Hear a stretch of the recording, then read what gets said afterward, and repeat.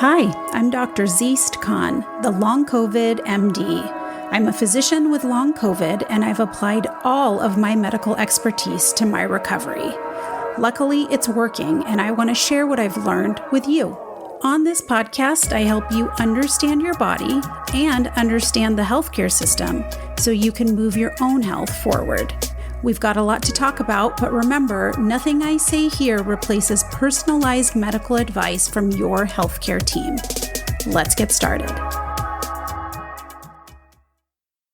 Today, we're talking about dysautonomia with dysautonomia specialist, Dr. Alba Azola. Dysautonomia is a dysfunction in the autonomic nervous system. That's the part of the nervous system that controls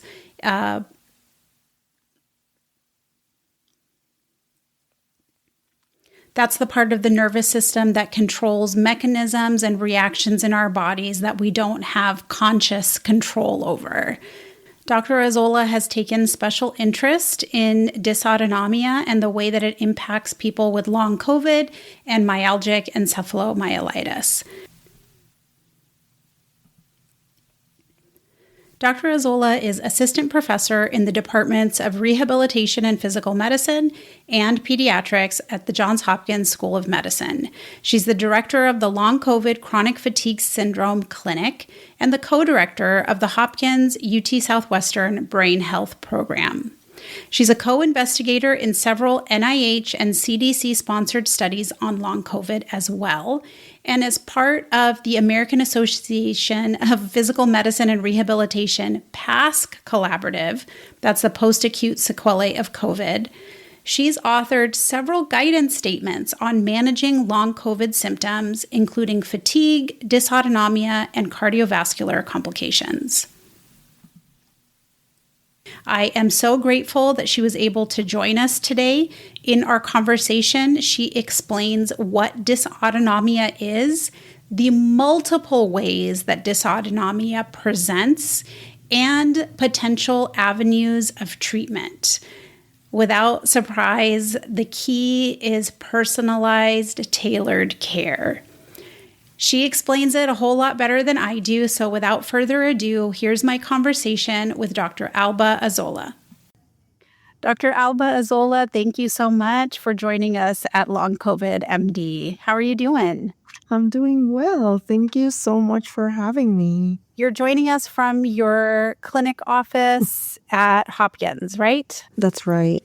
I am in Baltimore, in the downtown campus for Hopkins. Tell me a little bit about your field. You are a physician who practices physical medicine and rehabilitation, and it has a couple of aliases. It goes by PM&R or physiatry. What is physical medicine and rehabilitation? Yeah, that's a very good question. And my husband doesn't even know how to answer what I do. But physical medicine and rehabilitation is a field within medicine that focuses on rehabilitation of people with different impairments. So the common examples are patients with strokes. And we're kind of the medical focus on how we can bring these patients to be more functional, more independent. How can they have access to do the things they want to do in the context of their limitations or impairments, spinal cord injuries, traumatic brain injuries, different neurologic disorders that are progressive. For example, we treat those patients commonly. That's our group. But as the pandemic came, I found that not only taking care of those patients that had been hospitalized and for a very long period of time, and they were very deconditioned from being in the ICU for months.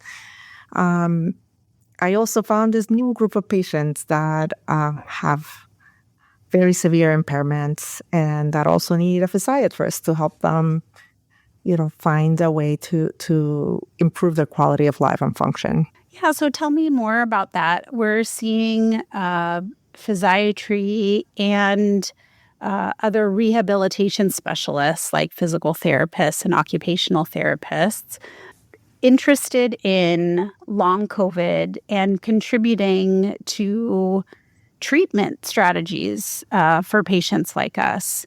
You were talking about patients who were hospitalized with COVID for a long time, needing rehab or help in your field, getting back to a functional state. What is it about long COVID that draws your field in? Yes. So I think this is my story is pretty common to other physiatrists that have come to be kind of involved in long COVID. When the pandemic hit, we knew that these patients that were being severely affected in the acute phase of the infection were going to need rehabilitation. And many academic places started kind of early on putting up long COVID clinics to take care of those patients that were being discharged from our intensive care unit. It didn't take long, maybe 6 months, at least in our practice, that we started to see an influx of patients that had a milder acute illness or perhaps even severe or minimally symptomatic that presented then with debilitating impairments. People in their 20s to their 40s saying that they couldn't stand up for long, that they couldn't take care of their kids anymore because they were so fatigued. They had these weird rashes, and this doctors would see them and wouldn't find specific, revealing findings on blood work or imaging. And they were sent to us to see if we could help them, with their function. I found myself crowdsourcing within my institution to see what to do. At the same time, we at the Academy of Physical Medicine and Rehabilitation created what we called at that time the PASC Collaborative, which were like a group of 20 nationwide clinics that were kind of up and running at that time, maybe like late 2020. And then we just started to meet every week and talk about, what we were doing for our patients, what was working for us. As I started crowdsourcing within my institution, I reached out to the POTS clinic because I knew they looked similar. So I kind of wanted to refer patients, but it took 2 years to get them into clinic. So that was very difficult. So I decided to kind of learn the basics to start taking care of these patients early. And I'll tell you this full story because it really kind of imprints how we came to care for these patients and the trajectory. So a lot of people in the medical field may be more familiar with POTS and dysautonomia, and there are several treatments, strategies that are commonly used. And there are certain protocols that have been effective in terms of physical therapy protocols that are good at improving the patient's function and ability to tolerate upright posture. So we had physical therapists trained to do these protocols, and we referred the patients to them. And so, for example, I would get a patient, put them in some salt and fluids and compression, give them a little bit of midodrine, and then they were feeling a little bit better, and I would send them to physical therapy so they would kind of build on that. And we started seeing these patients were declining.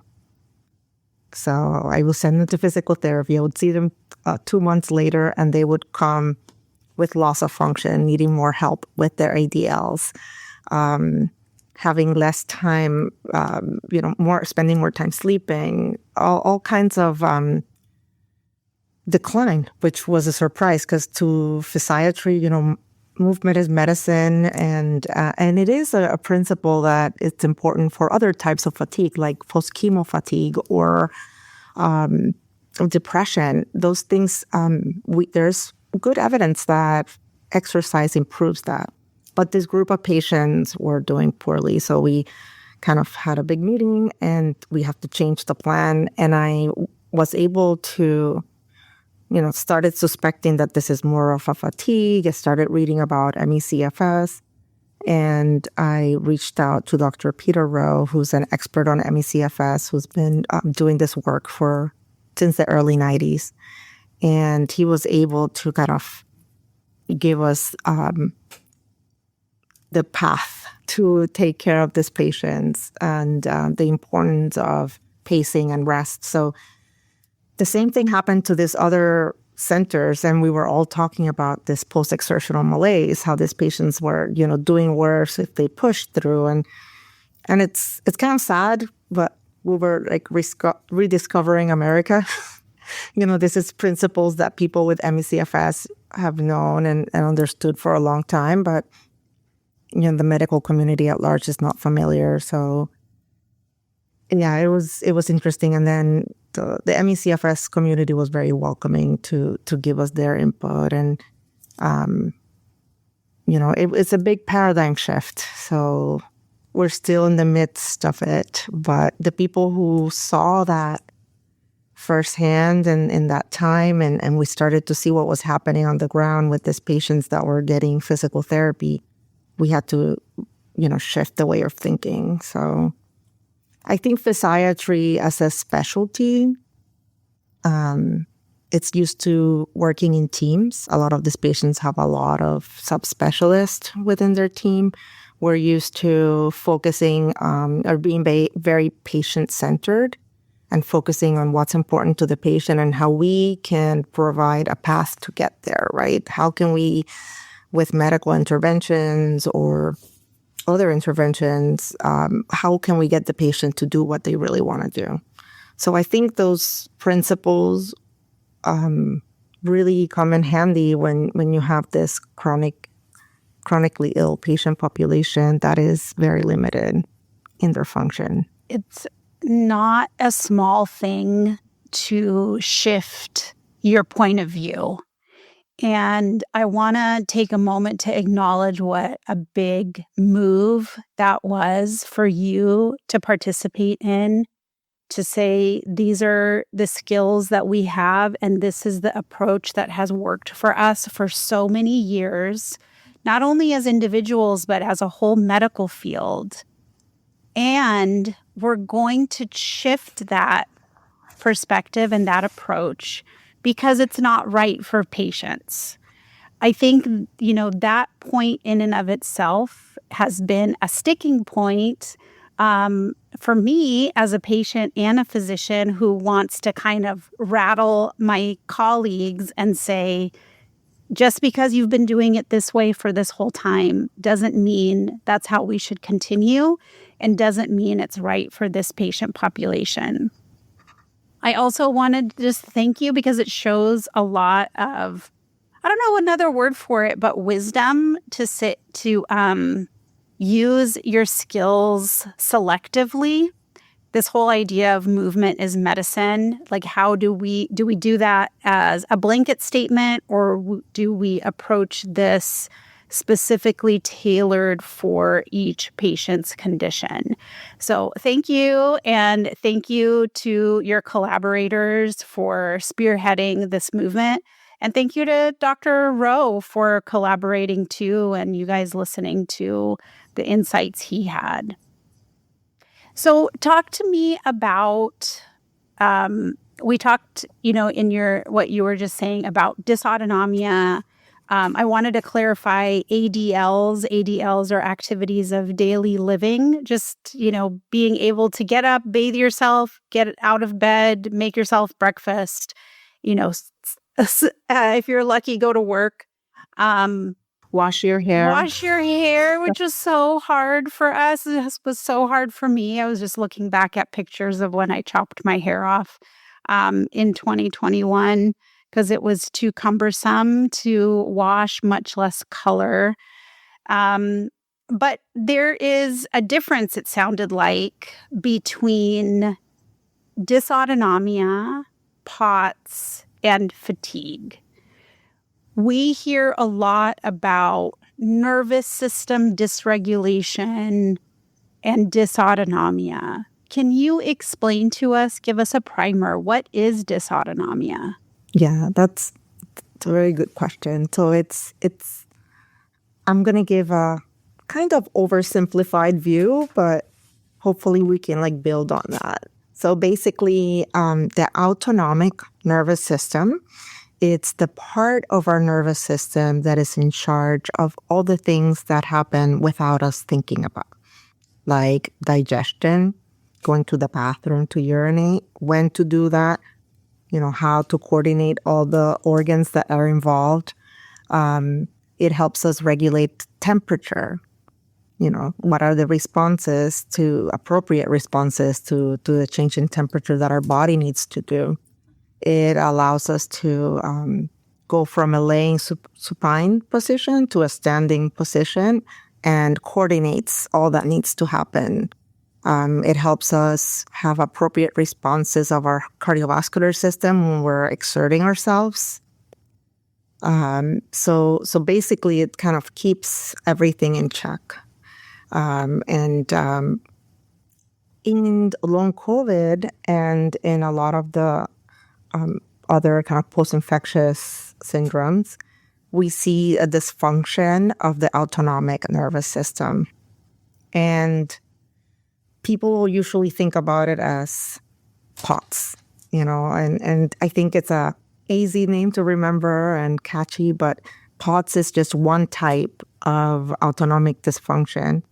So, but it is most common. So in this population, they just notice difficulty being upright and, feeling better when they're laying down. So that's orthostatic intolerance. So POTS stands for postural. Postural orthostatic tachycardia syndrome. So postural means which position you're in, either lying down or upright.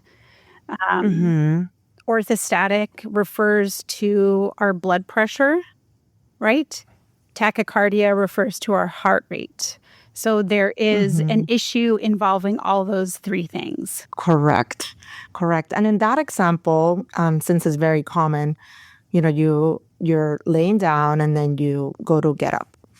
At that time, naturally, our body, gravity makes our blood pool down, right, into our legs or our arms, or a lot of the gut circulation as well.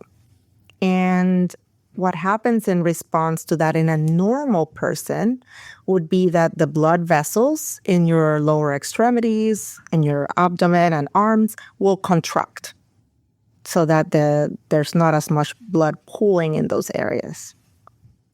In people with POTS or other dysautonomia, their nervous system that's in charge of telling those blood vessels to tighten up, it doesn't send that message. So what happens is that we have this pooling without the compensatory kind of tightening of the vessels. And what that means is that there's more volume of blood in your lower body. And the heart, in turn, is not receiving enough blood. When the heart doesn't receive enough blood, the brain really doesn't like it. So the brain sends that signal, and basically it releases catecholamines, which are adrenaline, norepinephrine, epinephrine, through the body, because it says we're not getting blood. We need to get into our fight or flight response. When that release happens, that's when we have the flushing of the face, the sweating, the palpitations, the heart racing. Some people get goosebumps, nausea. And it is basically the same physiologic change that you have in a panic attack. Or alternatively, like I like to tell my patients, when you were attacked by a bear in the woods and you're bleeding out and you need to have that energy to run away. But it is a very good response in those settings, but in a day-to-day, every time you get up, you should not be experiencing that release of catecholamines. So,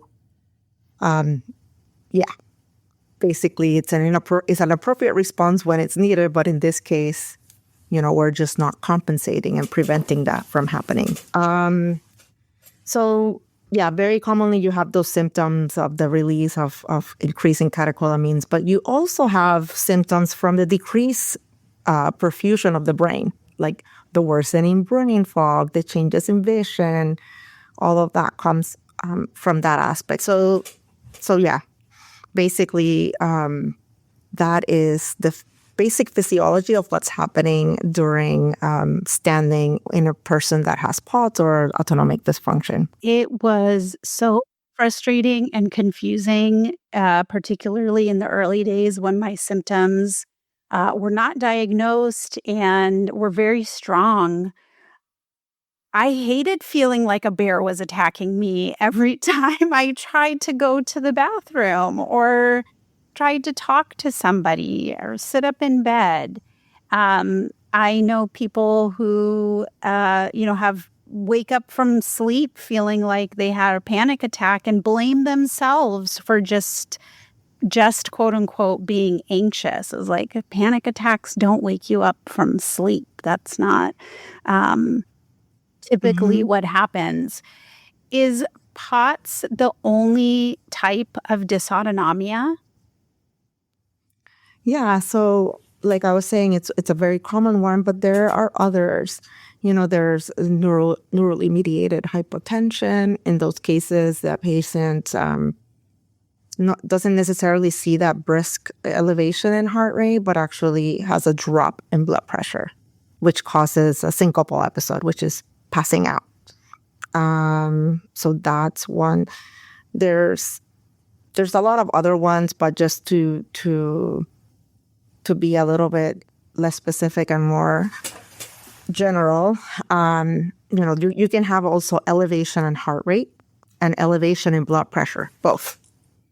So typical POTS is elevation of 30 beats per minute while standing, and their blood pressure stays the same. But then we have this other group where they both go up, blood pressure and heart rate. And I used to see that a lot. People that would come in with blood pressures in the 160s, 170s, and they never had any blood pressure issues before. But they would only have those spikes when they were standing. And we call that hyperadrenergic POTS, which is kind of a subtype of POTS. And that type I see, and others see it associated with things like mast cell activation syndrome. So that's another important point is not only this dysfunction of your autonomic nervous system, but there are other factors that are going to be influencing your orthostatic tolerance as well. And that's something that I learned from Dr. Rowe, because it's not just managing the POTS, quote unquote, but it's other things. So autonomic dysfunction, like I was saying, the autonomic nervous system impacts every single system of our body. So I'll give you an example. It affects our digestive system. So patients have what we call early satiety, or feeling full after a couple bites and nauseous. We also see a lot of constipation, or a mix of diarrhea and constipation because it's just dysregulated. So a person with autonomic dysfunction is not going to be able to drink as much water because they get that early satiety, they feel nauseous, they start getting behind in their hydration, their overall blood volume goes down, and then their POTS or their orthostatic symptoms become more predominant. So there's that piece. We also see, people with this group of patients have other comorbidities that we can talk about as well. For example, there's a lot of patients with EDS or hypermobile EDS. This population tends to have more distensible blood vessels. So we see things, for example, like pelvic congestion syndrome, which is kind of an enlargement of blood vessels in the pelvic area, usually the gonadal vessels, so the uterine veins typically are the ones that get really engorged. So that's another place where your blood is hiding. So if you don't address the pelvic congestion syndrome, then you're going to continue to have symptoms of orthostatic intolerance. When we learned about the autonomic nervous system, those pages, I don't know if you remember in Netter, Netter was one of the anatomy books that we used in medical school. They were so complex and interconnected. The autonomic nervous system is like a spider web, and it impacts every single organ system in our body. And I find it fascinating for you to be teasing out the ways that the autonomic nervous system is impacting all of these different aspects of a person's life, and presenting as symptoms that don't seem related to one another. I wanted to define EDS too. It's Ehlers-Danlos syndrome. Those are two names. And correct me if I'm wrong, but Ehlers-Danlos is a type of collagen vascular disorder that makes ligaments more flexible, or as a corollary, sometimes more prone to damage as well. And I think there's an association with inflammation and an association with Ehlers-Danlos and other comorbidities. Is that right? That's right. So what can we do for this complex spider web? Like, how do you approach a patient presenting in your clinic? So I use, this was something we implemented very early. We called it the dysautonomia screener. So there's a tool called the Compass 31.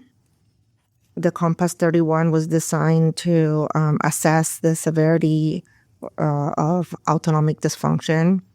It was not designed on POTS patients, actually. It was autonomic failure patients. But the point is that it goes through all those systems. And it's very difficult. I can imagine a primary care physician with 15 minutes having to address this pan-positive review of systems. But I kind of break it down to those things. So the first thing I ask is symptoms of orthostatic intolerance. Can you tolerate upright posture? And sometimes people don't even think about it, but how do you do on a line in the grocery store? Like, do you find yourself fidgeting? Is it better to stand? Can you wash the dishes? Or, do you have to sit down? Who does the shopping in your house? That's usually an easy one where you can catch it. The second thing I assess is for temperature dysregulation. Are you feeling cold when everybody's hot? Are you feeling hot when everybody's cold? And yeah, the patients are like lizards, right? Like you have to do environmental modifications in order to maintain your temperature. We then go into changes or vasomotor symptoms, which are like flushing, changes in color in your hands and feet, flushing in the face and the neck. So those are the vasomotor questions. We then also assess for salivary and tears, because that's also part of the autonomic nervous system. So dry mouth, or some people sometimes salivate extra, or the dry eyes, or kind of your eyes tear up all the time. So it can go both ways, but there's some change in the way that you produce tears or produce saliva. We also ask about digestion, the typical question like, do you feel full after a couple bites? Or, are you having more constipation? And then we also ask about urinary symptoms. And not only urinary, but something that we don't talk about a lot is sexual dysfunction symptoms, which are also present because that is also relying in the autonomic nervous system. So we find people that say, I go to the bathroom and pee, and then as soon as I stand up, I feel like I have to pee again. So that's a key for like urinary retention, right? Like they're not fully emptying their bladder, or they have an overactive bladder where they have a lot of urgency and difficulty making it to the bathroom. So you can see that We also ask about, sexual dysfunction. Are you able to climax? All those questions. And there's a lot of that they usually don't volunteer, but when you ask about it, they do have that. So we go through those systems systematically, and that helps us get a sense of, is there an autonomic dysfunction picture, depending on what their answers are. And then, you don't need to go to the gastroenterologist, to the urologist, to the cardiologist, we're able to, it also takes time, right, to kind of tease all those systems out. But, it's something we can accomplish in 5 to 10 minutes and get a sense of what's happening there. Wow. I can imagine someone listening being like, wow, you can figure out so many of my issues, make sense of so many of my issues so quickly because you have an awareness that these things are connected. So I'll ask you the $1 million question. What do we do when we have autonomic dysfunction? I guess I'll ask you also, do we know why a COVID infection disrupts our autonomic nervous system? So the short answer is no, not exactly. There are growing evidence of issues with the HPA axis, or the kind of adrenal pituitary axis that regulates function of the autonomic nervous system as well. There is also evidence of small fiber neuropathy. A lot of the fibers involved in the autonomic nervous system are small fibers. So theoretically, not theoretically, but there is kind of small fiber associated autonomic dysfunction. And that is kind of to prove is a little difficult, but, we do skin biopsies where we can see density of small fibers.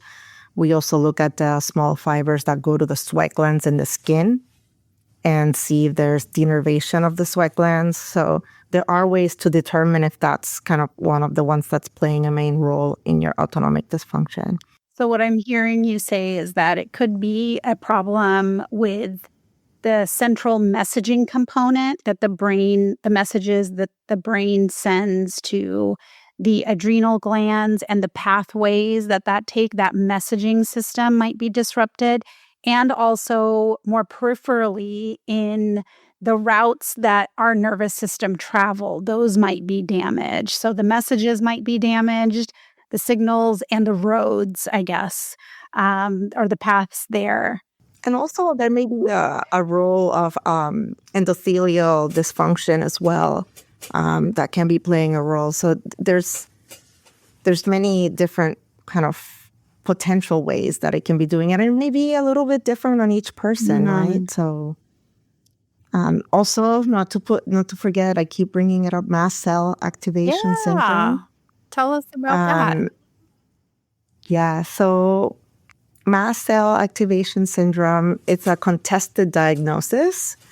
There's actually 2 different ways to diagnose it because the allergy and immunologists are not all in the same boat. But basically, like I say, I don't care what they want to call it, but there is a dysregulation of mast cells. So mast cells are this type of white blood cell in your body, and when they get activated, they release things like histamine, leukotrienes. They release prostaglandins, all types of inflammatory markers as well that start a chain reaction. And basically, when we have this kind of hyperactive mast cell that's just spewing all of these mediators, the patient presents with multiple different phenotypes, actually. But it commonly, we see kind of manifestations of allergy. So what you would think about that, like hives, rashes, itching, swelling of the eyelids, or swelling of the lips or the tongue. We also see some people present with more GI symptoms. So, and having new onset allergies or sensitivities to foods. So maybe somebody who had no trouble eating cheese and drinking milk, all of a sudden, every time that they eat cheese or milk, they get an abdominal cramps, diarrhea that follows pretty quickly. So yeah, they can get eczema, worsening eczema if they had eczema before. There's just a wide range of symptoms that come up with mast cell activation. But the end result with the release of histamine and some leukotrienes and other mediators, it's a vasodilation as well. So in people that present with a phenotype of POTS, right, like this tachycardia when they stand up and the bear attacking and all of that, some of them may have a mast cell component, and it's not until that is addressed that their orthostatic intolerance doesn't get better. So it's important to identify what is driving those symptoms of orthostatic intolerance. Wow. So I think that I haven't answered your question. So what can we do? This is good because it's just reminding me again, because I'm so interested in how our medical system can reinvent itself to meet the needs of patients and actually, I think, make us all enjoy healthcare more too, is that we really need, this is a collaborative effort. We need specialists to communicate with one another, and we have to realize that even though the healthcare business has led us down this path to encourage compartmentalization of organ systems and treatment based on organ systems, the reality is it's a spider web. We're all one part, and it's just branches out. And unfortunately, I'm thinking about how sad it is, how little time we have to talk to one another, to collaborate. So thank you for bringing all of those ideas, making those cohesive for us. Yeah, it's definitely, I think it's fun. It's like a mystery to solve. Yeah. But simple things that, people can do are, and sometimes this is enough, right? Non-pharmacologic interventions like increase in water, at least 3 liters of water a day, 100 ounces. Having sodium increase, that depends, it's not for everybody. But, for people that have underlying hypertension, those are the ones that I would kind of monitor more closely. If you don't have underlying hypertension and your blood pressure is going up only when you stand, that's a different story. So, this is kind of too short of a time to explain, but basically, those people that have the hyperpots, where they have the elevation in blood pressure and heart rate, that elevation in blood pressure is a response to the orthostatic stress and that dump of catecholamines. So if you do interventions that are going to prevent that response, then you don't have the hypertension. And it took me a long time to kind of process that, because I didn't want to put them on Midodrine, which is a medication that increases blood pressure, because I thought didn't make any sense at all and that I was absolutely crazy. But Dr. Goldstein from the NIH convinced me, and he's just like, just do it. It's going to help them. And I would make my patients take blood pressures constantly. And it was like magic, 2.5, and her blood pressures would still be going up of Midodrine. I went to 5, and then the blood pressure stopped doing it, and her blood pressure was normal again. So it is understanding that principle that the hypertension comes from having that alarm set off. You had to go 2 steps back to find the cause instead of focusing on the end result. You treat the cause, the end result's going to improve. Are there other ways to approach dysautonomia, especially for people with long COVID and ME/CFS who are limited in our function? Because from what I understand, POTS is a condition that I learned about in my pediatrics rotation. And most of us who've gone through medical school are exposed to it in our pediatrics rotation because it has been, up until now, a disease that has predominantly affected teens. And so exercise programs, very specific types of exercise programs have been shown to have benefit in that patient population. I'm a different patient population. What else can I do given that I have fatigue and exercise plays a limited role in my life for now? What else are options to help, Yeah, and I think refocusing what we think of as exercise, it's such a taboo word to use, but there is quite a bit of kind of activity that can be done in a supine position. And this is what I explain to patients. Anything that you do that is in an upright posture, you're adding the alarm ringing to the energy. That's a very taxing situation to be in. So doing activity that's in the supine position, it's going to eliminate that. And it's going to allow you to use that little bit of energy on something else, not just your body trying to figure out what's happening with this alarm that's going off. So supine exercises, focusing on core strengthening, for example, can be tolerable. It really depends on each patient. And exercise doesn't mean that you're going to go on a treadmill and run 3 miles. It can be adjusted just for you. And in somebody who's limited, they may not be able to do core exercises. They may only be able to tolerate range of motion by a provider or a family member that you teach them how to do range of motion exercises and things like that. So yes, supine exercises. I mean, in some people that have a bigger and a wider energy envelope, they could tolerate things like swimming or things like recumbent biking or rowing could be things that they could tolerate. And, it really has to be tailored to what you can do. And this is the whole thing about PEM, which we haven't really touched on a lot, but I'm sure you've talked about this in the podcast. Anything that you're doing that is causing an exacerbation of symptoms after, it's too much. And, for somebody sitting at the edge of the bed, it's going to be their exercise because that is what they can tolerate.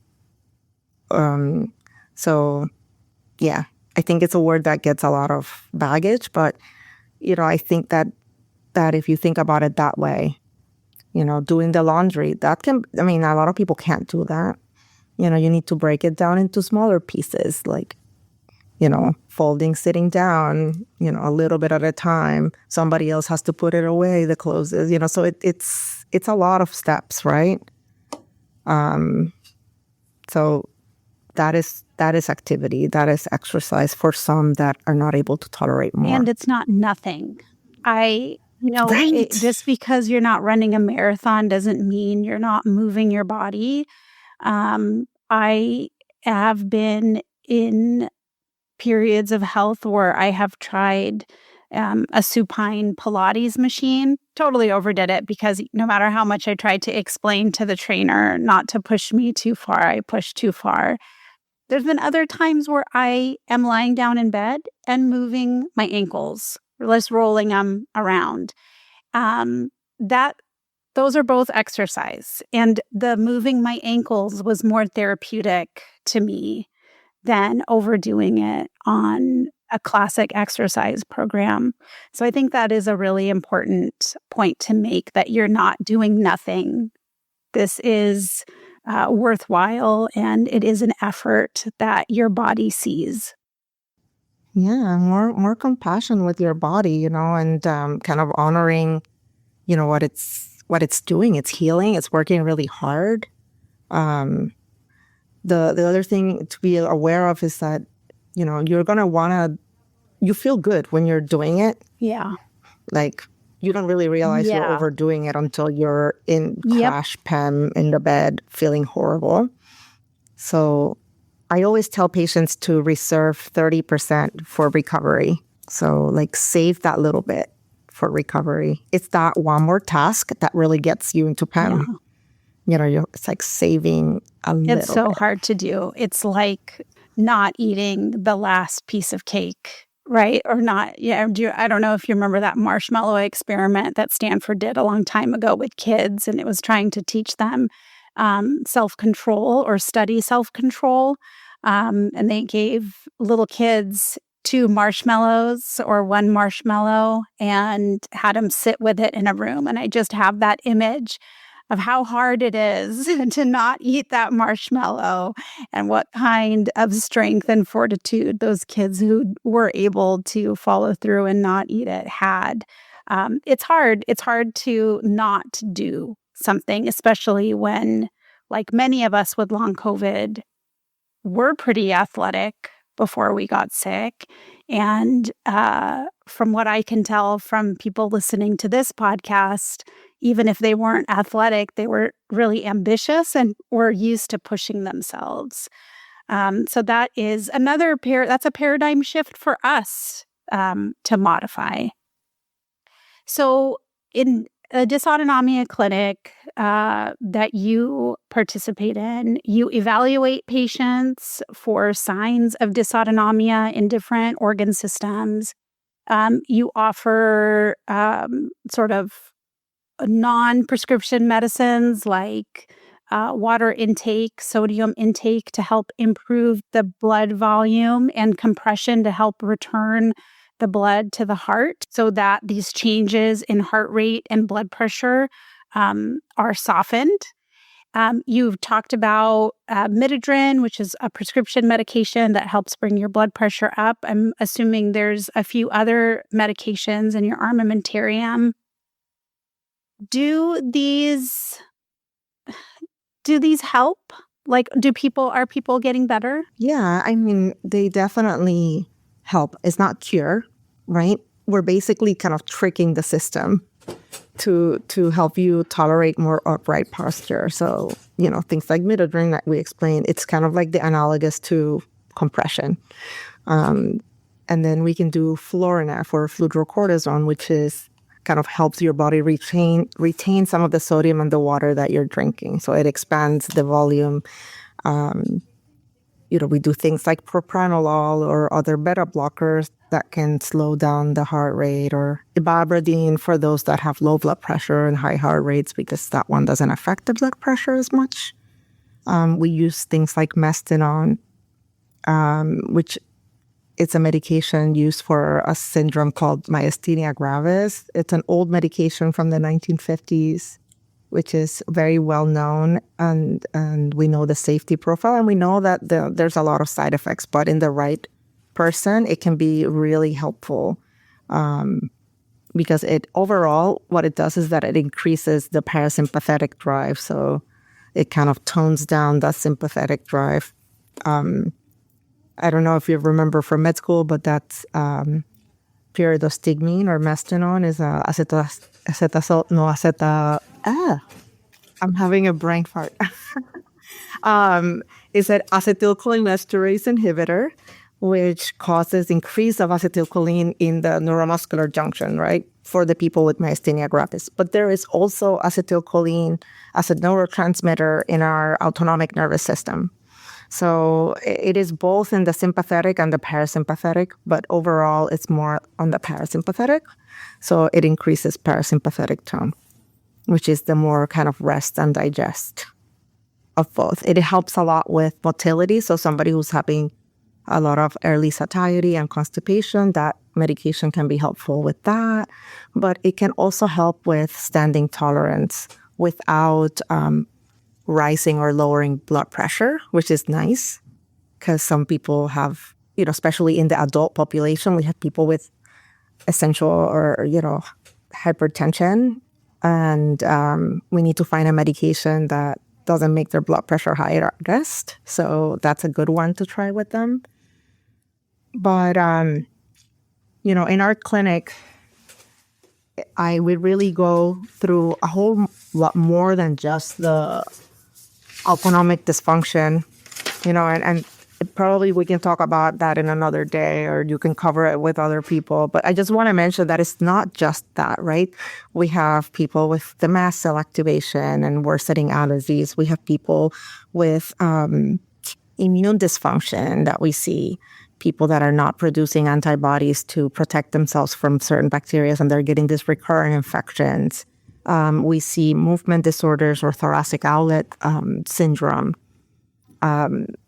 migraines, headaches. We see cervical instability, atlanto-occipital instability, vascular compression syndromes. I mentioned pelvic congestion, but there's May-Thurner, there's Eagle syndrome, there's a Nutcracker syndrome, and we're finding all of those. So this is just the kind of like the beginning of it, but there is a lot of things that contribute as well to the fatigue and orthostatic intolerance. When you were explaining that, it made me feel two ways. One is, how cool is it and how much I appreciate you and your colleagues investing time to tease out all of these ways that the autonomic nervous system impacts us. And then the other thing I felt was, as a patient, like, I don't want to be this complicated. I want things to be a little easier. But I think the takeaway from our conversation that I'm having is just how important it is to find that unicorn like you and work with a professional who can identify the ways that your symptoms are impacted or lead to the autonomic nervous system and collaborate to find a treatment strategy that will help us improve our function, even if it's not curing the underlying condition. But I really am thinking of you as Sherlock Holmes here. And, making some sense of a really complex situation. Yeah. And sometimes, you know what? The most simple solutions are the most effective. I will never forget when a patient of mine who's really impaired was suffering because the lawnmower noise would drive her absolutely crazy with the hypersensitivity to sound. And I found her this, earplugs. And she was like, "You've changed my life." And then I realized, it doesn't have to be that complicated too, right? Yeah. Like you can still make a big impact with a small intervention that can help the person feel better. So yeah, it goes both ways, right? Yeah. Thank you so much for this conversation. As we wind down, is there anything you want the listener to know about dysautonomia, long COVID, or the work that you're doing? That's a big open question, but I would say your symptoms are real. Your symptoms are not in your mind. There's a very good explanation why all of the systems are not doing their job correctly. And it is not your fault. And I'm sorry if people have told you that nothing is wrong with you, because there is. Second, as a long COVID kind of provider, I really exhort my patients to have a plan for if a reinfection happen. So that's just another tidbit that is important. You can have a plan with a provider that will, prescribe the medications that you need. If you can take the Paxlovid, definitely metformin has a lot of very, very strong evidence that in the acute infection period, it definitely reduces the risk of long COVID.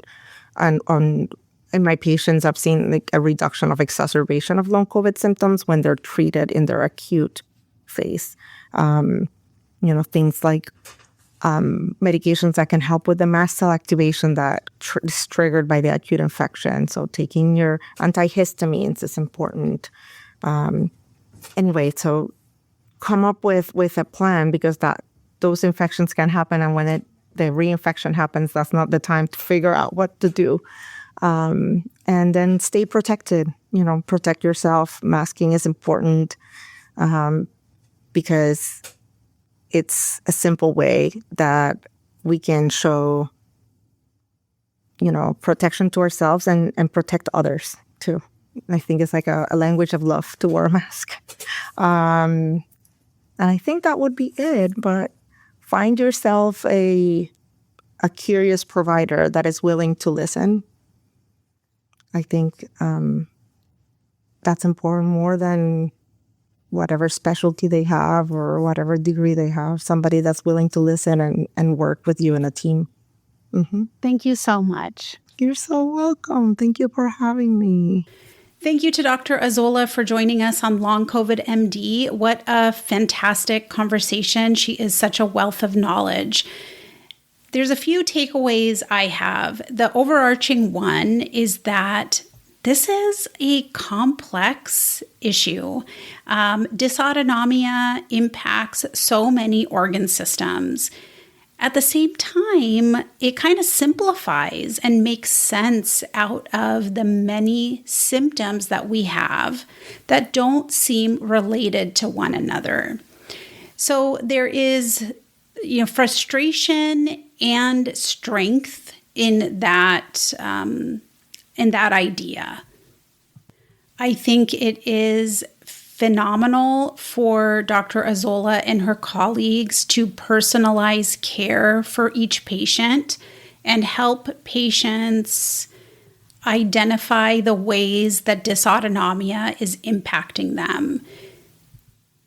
I think we all hope and wish for a physician to collaborate with like that.